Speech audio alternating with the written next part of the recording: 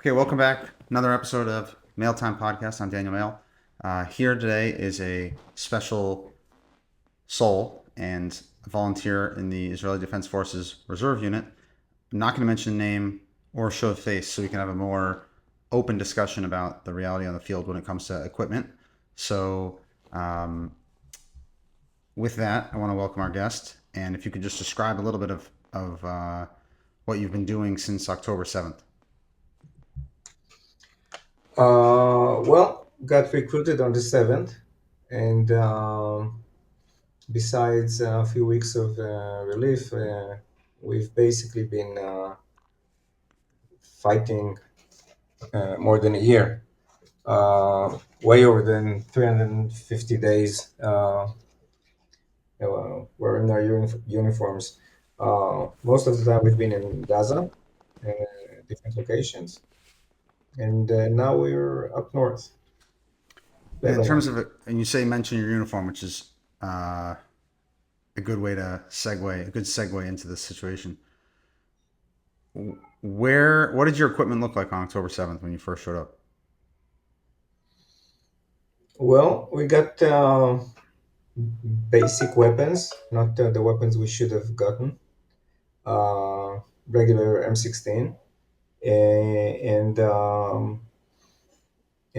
we got old vests without any protection, and regular helmets, old helmets. Um, And Basically, were you aware that the old helmets wouldn't work as well as the newer helmets, or is that something where you guys thought it was just a comfort issue? um at the time we were not thinking about it at all. We were basically in a hurry to, get to the south on that Shabbat and do whatever we can. Later on, when we started discussing about going into Gaza, we knew we had no protection building those old vests. So we started collecting money from friends and family. I think we got something around 1.5, maybe 2 million shekels. Um, And how for many soldiers? we're talking about almost 200 soldiers, almost 200. And that And sounds like a lot of money, but given the extent of the needs and how much was missing, there's still gaps even after raising 150 or 200,000 shekels, there were right? two things. First of all, each pluga uh, uh, took care of her own people. We didn't arrange for something gdudi. So there were even differences. Each group got different vests and different helmets and so on. But the main thing was because the official army statement was that we don't need equipment, we don't need help. Um, Basically, the prices we got were obscene. I mean, yeah, it was they wanted a lot of money, way more, sometimes twice the price list money. And so yeah, we still had many people without helmets and vests, and at the end we got help from um, other uh, group that helped us with vests and helmets. And right at the end, I met you guys, and you guys also helped us with a good amount of helmets that got us to the point where we had no. Everybody had helmets. Thank God. And obviously, Unit 11741, we're trying to help as much as we can. And it's been one of the challenges is education. Some people are aware of the situation, some people aren't aware of the situation. So it becomes um, it becomes a challenge because you're dealing with a lot of false, I don't want to say fake news, pretty much, because people think that, okay, it's just a comfort thing, or this helmet from a company that's not on the official Mishmar B'Tachon list must be bad because it's not on the list. When the reality is a lot more complicated, and that the list hasn't really been, the old Well, helmets haven't been removed. Um, uh, my question for it, you, my question for it's, you, I must say something about what you just said.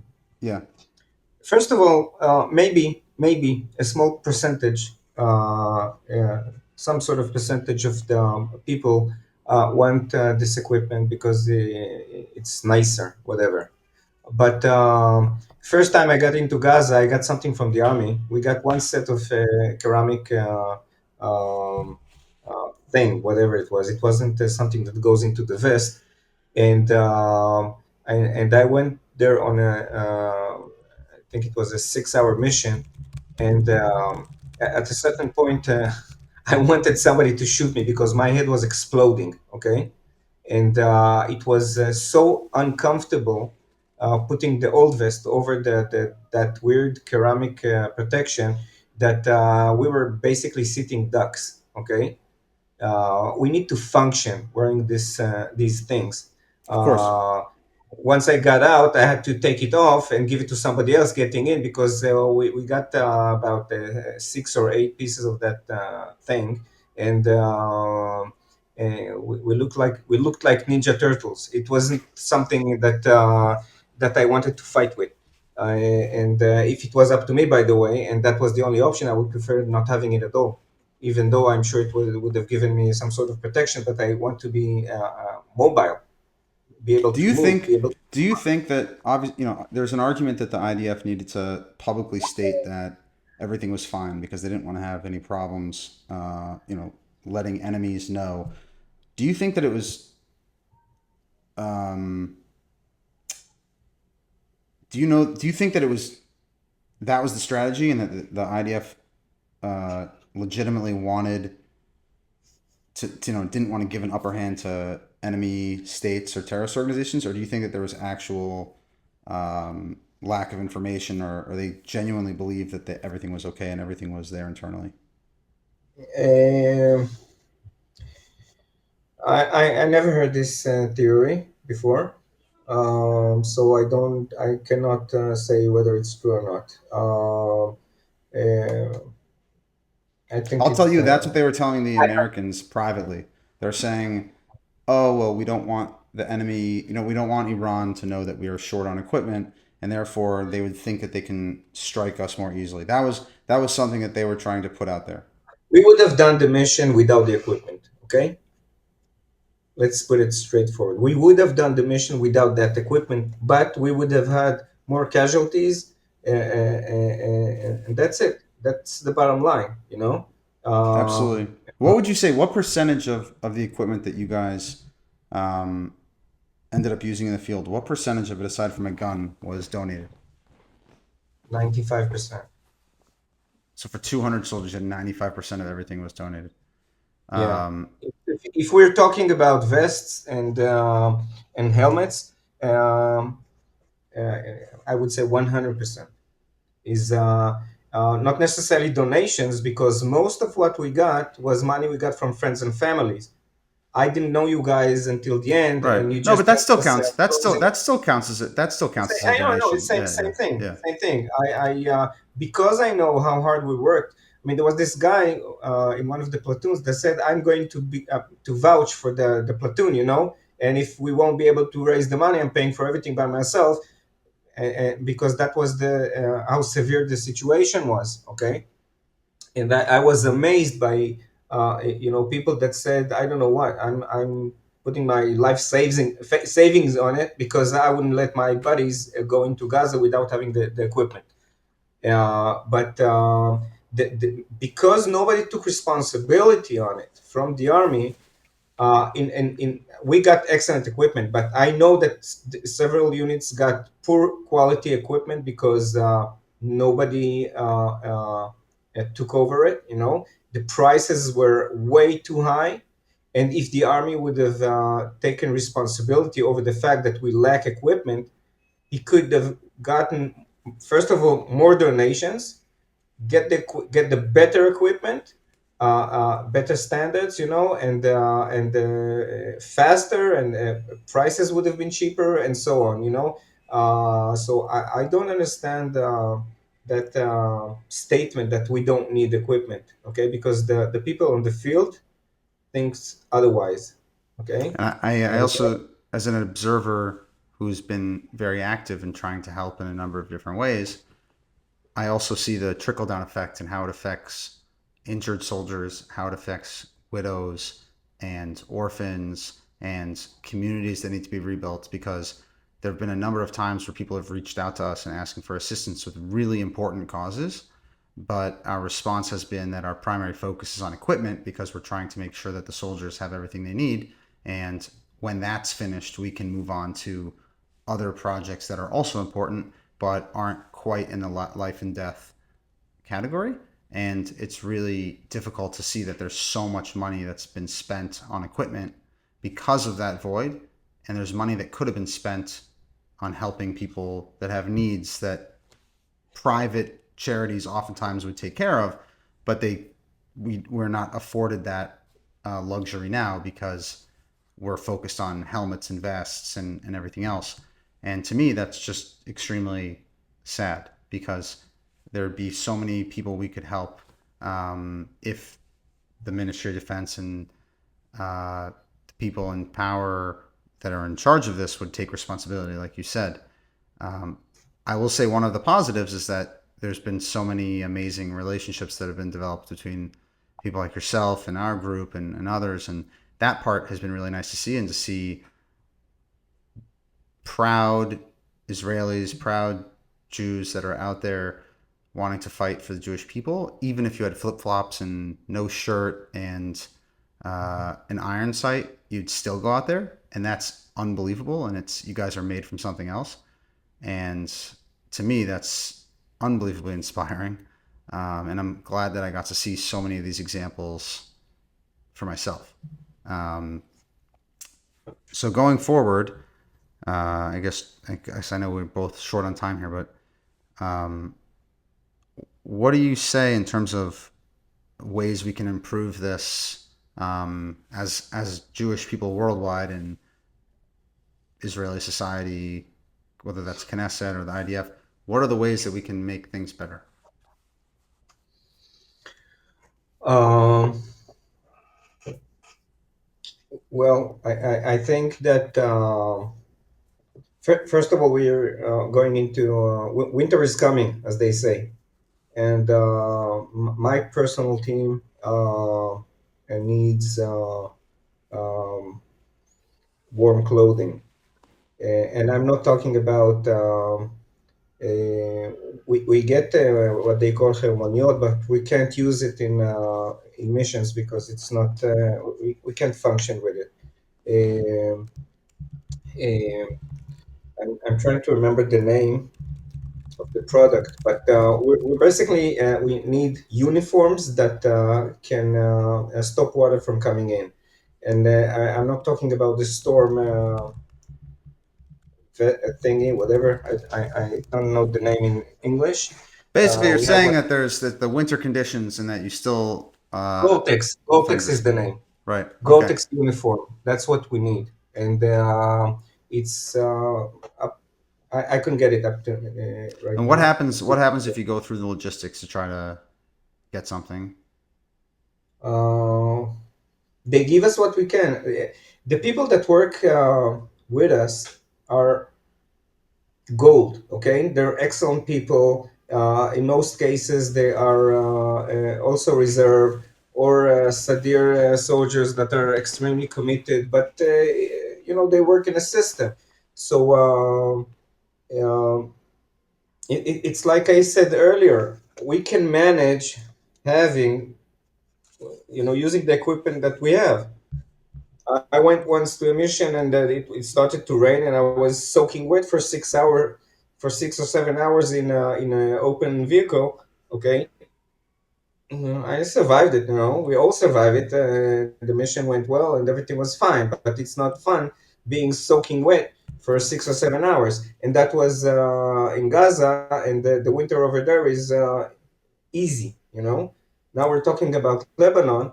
It's going to be freezing, and we definitely don't want to get wet. And this is one thing. Another thing is, um, despite the fact that many people got recruited, the people that are actually doing the fighting, I would say it's a very low number. Okay, it's a very low number, and these people are doing a lot of days in Miluim, and their businesses are shot dead. Seriously, it's like I gave up on my business about 3 months into the war, and right now it's in a position where when the war ends, it would be the same to open a new business or trying to revive my own. Okay, and the country is doing the best it can, and it helps a lot, but it doesn't give a full solution to everybody. Okay, and so that's going to be a big problem. But same as with the equipment, it's not a factor. We're going to do our job one way or the other, but there are prices to pay, and we're going to pay those prices at the end. Some of us are paying these prices today. Um, yeah, I that's would promote your business so people will come to it, but I'm going to keep your identity concealed for this second. But maybe it's a good idea. Perhaps we can keep share. We can start sharing more of Miluim Nikim businesses, so we can help drive business there if possible, and keep people, help rejuvenate the economy in that way. And I think it's something that's definitely worth considering, or at least consider creating some sort of hub that people can go and look and see what they can do. That's something that I definitely want to take a look at. I appreciate you joining here, and we are going to do whatever we can to try to help as much as possible. And I appreciate your voice standing up and speaking out about these issues and being committed to it. And above all, sacrificing just about everything in your life to defend the Jewish people and the land of Israel. It's unbelievable, and you're doing Hashem's work and protecting all of us. And without people like yourself, there's no Israel. So that's not something to say lightly. So thank you for what you're doing. sure. Uh, one other thing I wanted to mention. Uh, I'm speaking for myself, but I think many would join me. Uh, it really gives us warm feelings knowing that there are people out there that worry about us. It might be small things, that this person is coming and he's giving us soap or towels or whatever, or people sometimes they drop by and they giving us a barbecue or whatever when we're out, and can enjoy it. And it's more psychological, but it's not like we're alone. I remember the first time I went back to see my family, and I went into the mall, and everybody were minding their own business, drinking coffee or whatever. It felt like two different people. There are war going on in South, and people are going to drink coffee, Right. and it's like it became the new normal thing that people few of us are fighting and the rest of us are living their lives, and every now and then when we get this sort of attention from you guys, um, it really makes us feel good, like we're not alone and people are noticing us and what we do. You should know that I can speak for the Unit 11741 community and the people that have been involved with us, but you guys are top of mind each and every day. And if we could all be there supporting however we can physically, we would. And for those who aren't able to go as frequently or go at all, in spirit, and certainly trying to do whatever we can financially, spreading the word. But we're united behind you, and we're really do think about you all the time. So I guess it's a joint effort, but you guys are doing the heavy lifting. So For thanks. sure. For All sure. right, we'll talk soon. Excellent.